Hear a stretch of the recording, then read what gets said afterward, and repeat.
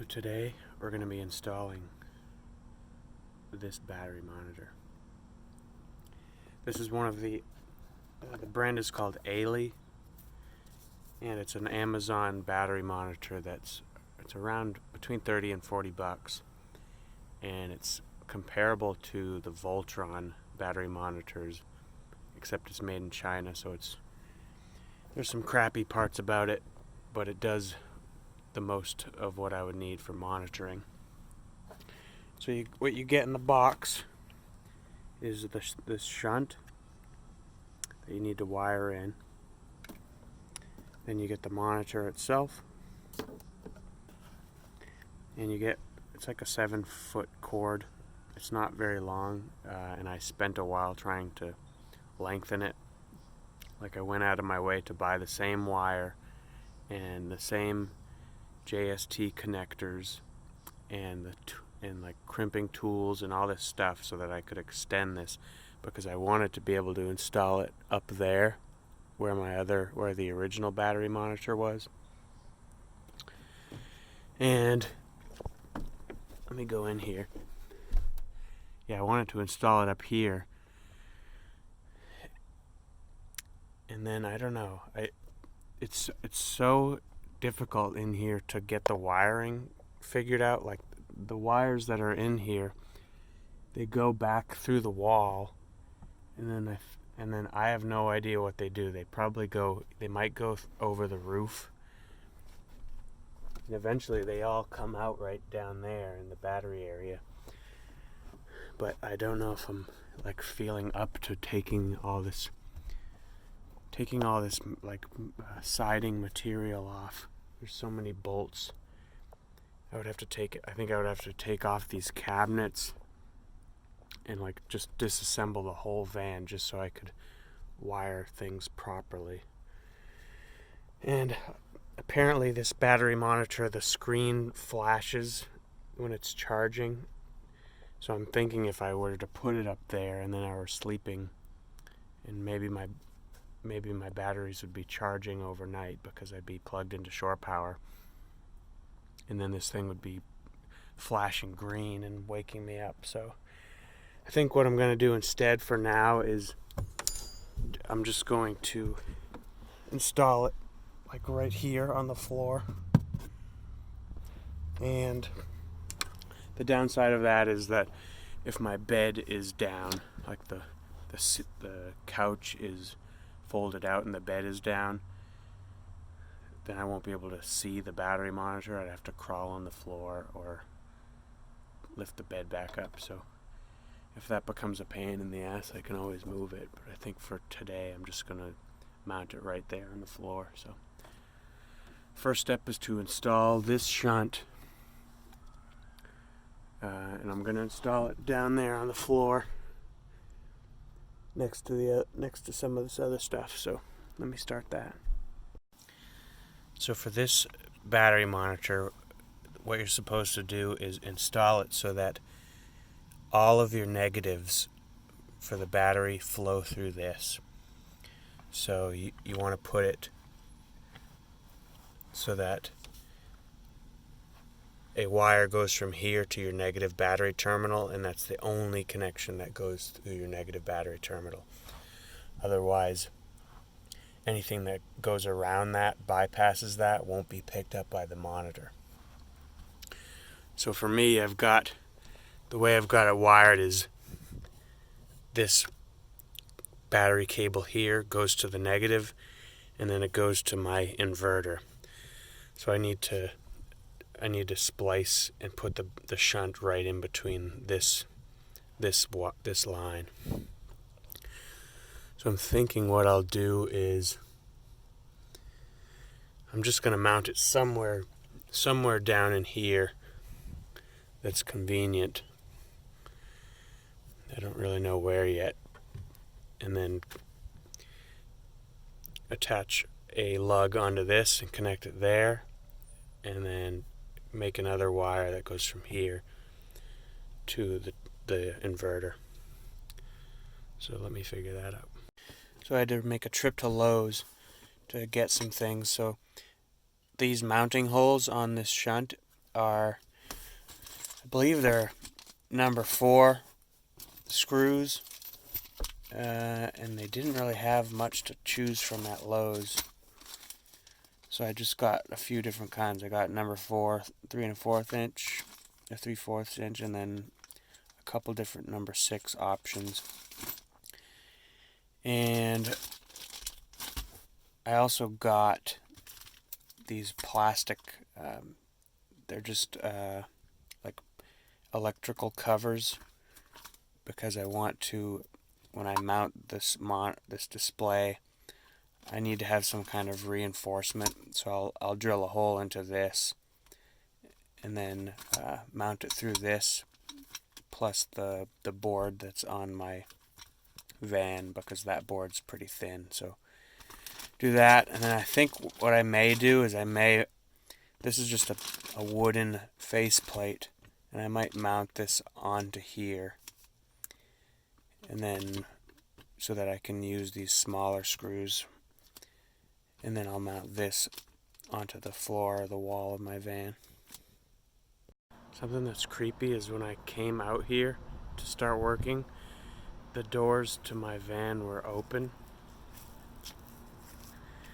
They're like that, and I could have sworn I shut them, but apparently I left them open all night, which is weird. I was expecting maybe like squirrels or something would be in here.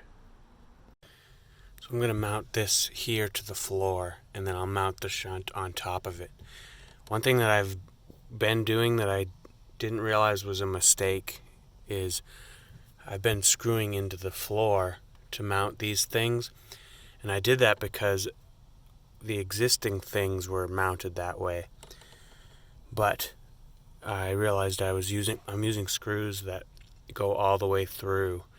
So I'm screwing holes, I'm puncturing the bottom of the van, and there's screws coming out. And that can make your van prone to rusting. So I have to go under there and try to prepare it. I'll probably paint over it. I might cut off the ends of the nails and then paint over it, just to try to prevent it from being exposed to the air, so that it would rust. So if you're doing this to your van, you might do your best to screw it in.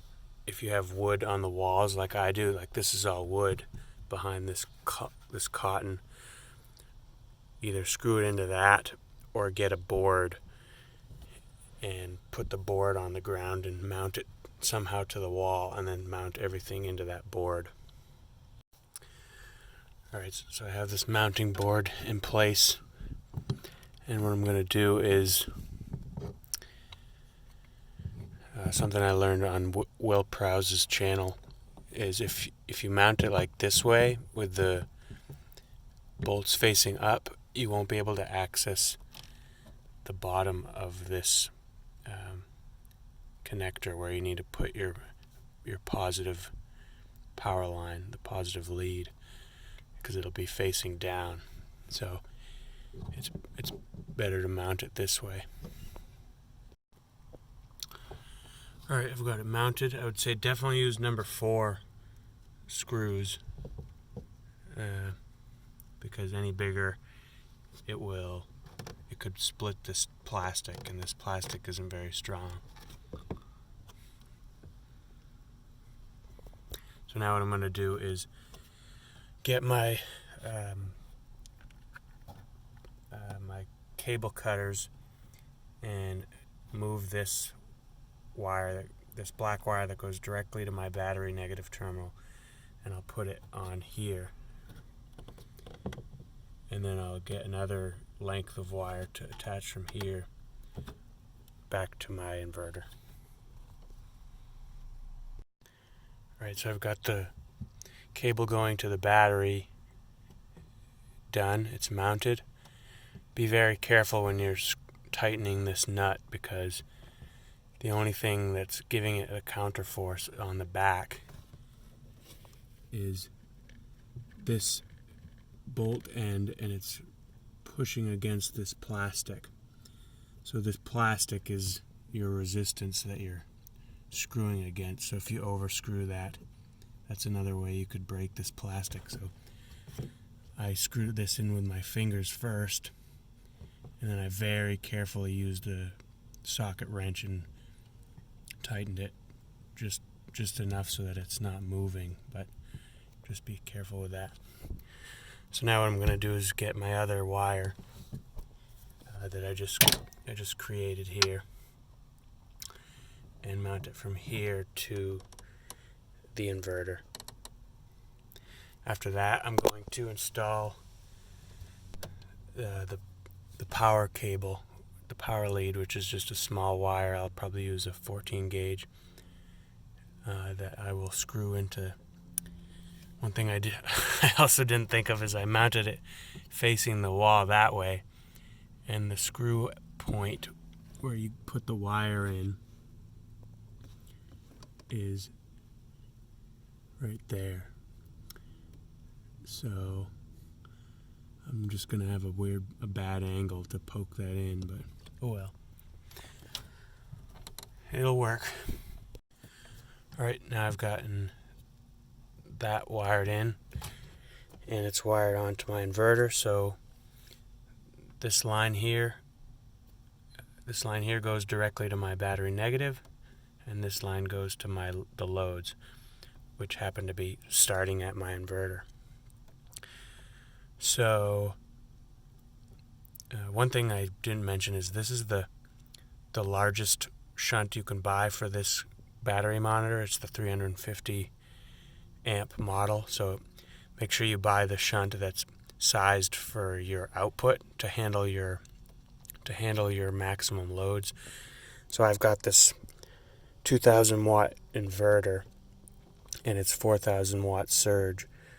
So I think the max amperage is something like 260 or something like that. But yeah, so you can buy there's a 50 amp version of this, a 100 amp shunt, and a 350 amp shunt. If I had bought the 100 amp shunt, it could have been overloaded by this inverter. So make sure you pick the right one. So now what I'm going to do is install the positive power line which powers the display. So the guide shows it connecting directly to the positive battery terminal, and I think I might imitate that, because if I plug it in, if I connect it somewhere over here, I have my battery switch here, and that will make it so it won't get powered if this is off. And every time I turn it off and on, it will reset the monitor. So I'm thinking I should have it be something that gets full-time battery power, which puts a parasitic drain on it. But I think it's really small, so for now I'm gonna try that out, and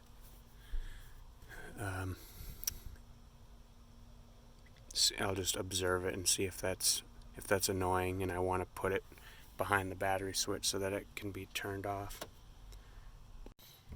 Okay, in order to install, I've got this red wire coming from the battery positive. In order to install it, you connect it to the B plus on here. So I use a very small screwdriver here, a flathead screwdriver, and it fits into this top screw hole, which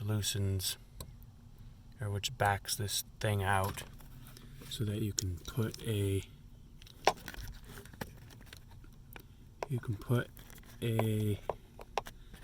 sorry, there's not a lot of room.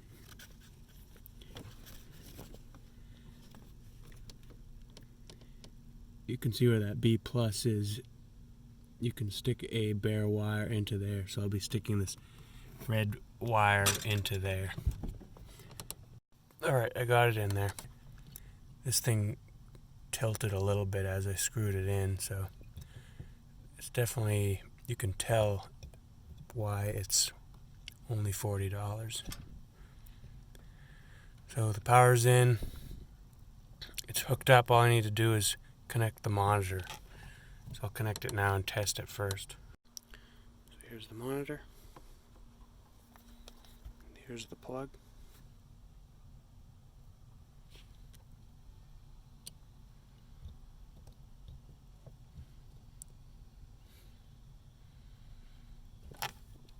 Okay.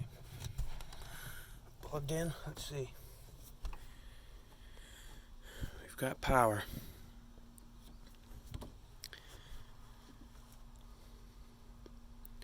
So now I need to see,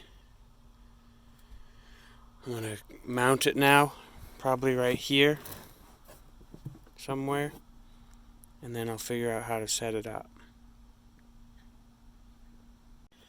Alright, so I drilled in my reinforcing shield here, this reinforcement layer, and I'm going to cut a hole through it, and then I'll mount the monitor.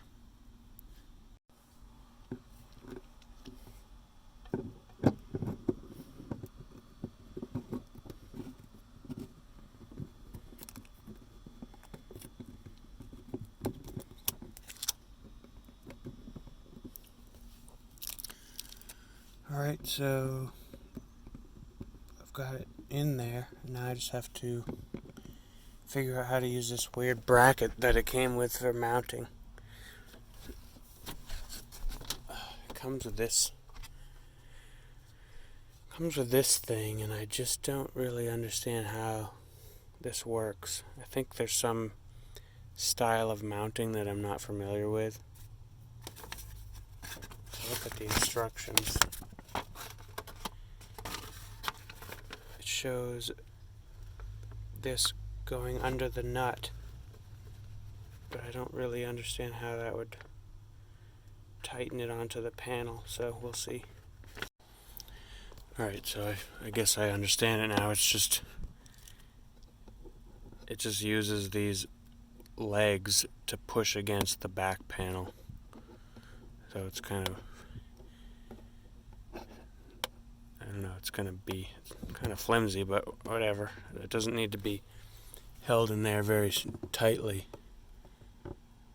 So I probably could have done it without even using this reinforcement, but it seems like the drill went, the hole saw worked better when I was using this. So alright, so now it's mounted. I'm just going to feed the wire in a safe location and connect it back to the shunt. Alright, so I've got the wire fed just over here and plugged into the shunt. And you can see we're getting some signal here. I don't really know how to use it yet, so I'm going to have to play around with it. 12.82 volts.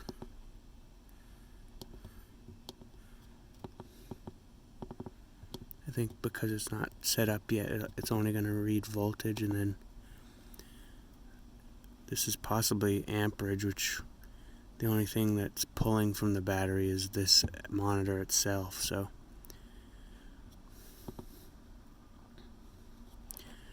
alright, so I'm going to just read the instructions a little bit and figure out how to calibrate it. Okay, so when you're first setting it up, the first thing you're supposed to do is set what the capacity of your battery bank is. So mine's 250 amp hours. In order to do that, you press this amp hour button until you get to the view that shows amp hours. So when I press it once, you can see it just has the A for amps. This is the current reading. If I push it again, it will give me the AH. So this is the amp hour setting, or the amp hour reading. So when I'm on that reading, then I press and hold this middle button for 3 seconds, and it's flashing for my capacity. So now I'm going to set my capacity to 250, and if I press and hold the right button, it'll go faster. So I'm going to bring it to 250. And then when I'm there, I press the middle button again to set it. Let me just make sure it's set. Cool. Alright, let me see what's next. Alright, next is to set the state of charge to initialize it. So these batteries are fully charged. So what you do is click the right button to go to the percentage view. And then you click and hold the percentage button, the right button, for 3 seconds. And that sets the 100% charge state. Okay, so the last thing I want to do is I just want to test that it's reading the current properly. So I'm just going to turn my battery system on and run some things.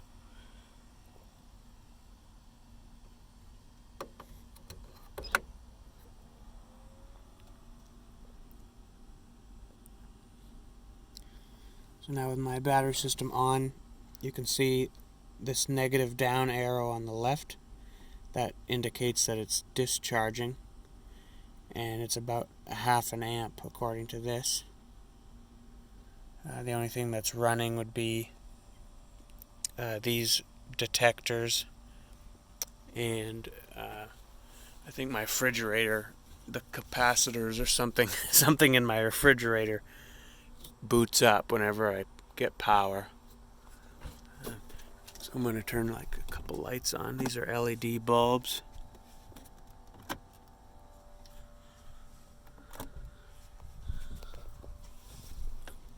Now I'm pulling about 2 amps.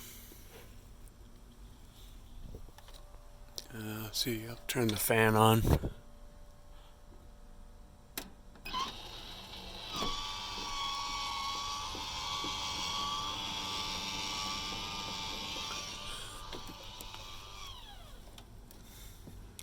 So I've got the fan on, some lights on, and I'm pulling about 2.5 amps. So that seems correct to me. Actually, the last thing I'd like to test is I'm going to plug it into, I have an extension cord, and I can plug into the household outlet so that the charger turns on, and I'll see if it switches to, what should happen is this negative sign should flip to a positive to indicate that there's a positive, the amount of current is switched to a positive gain. So let's try that now.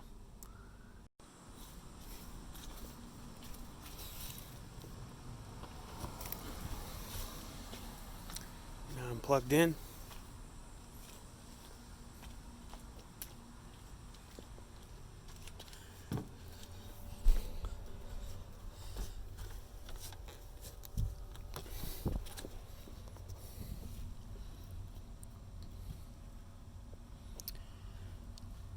So right now I'm still showing a negative amperage.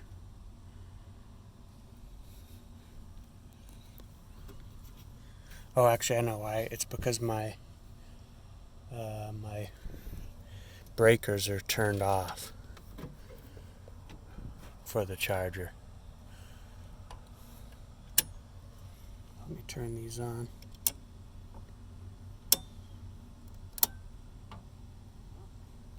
Yep. So when I flick that last one on, that enables the charger. I'm now getting 30 amps in, and you can see the screen is flashing. So that's one of the features they mentioned, is that when it's charging, the screen will be flashing. So that's one of the reasons I didn't install it in a place where I would be able to see it when I'm sleeping, because there could easily be times where I'm sleeping at an RV park plugged in, and this would be flashing. So that's it. I'm going to keep an eye on it, and the only other thing that I'm going to do is I have to do some research online because I'm still not sure about plugging it directly into the battery, because there's still going to be a parasitic draw on it, and I want to make sure that that's going to be okay. I kind of prefer everything is behind the battery switch, so but if I am constantly turning the battery switch on and off, is it going to be resetting the memory in the battery monitor, so I'd have to reset it every time I turn the battery on? So I'm going to find that out, and then I will I'll either put it at the end of this video, or I'll put it in the description of this video, so check there if I don't add it onto the end of this. Alright, see you in the next one. Peace.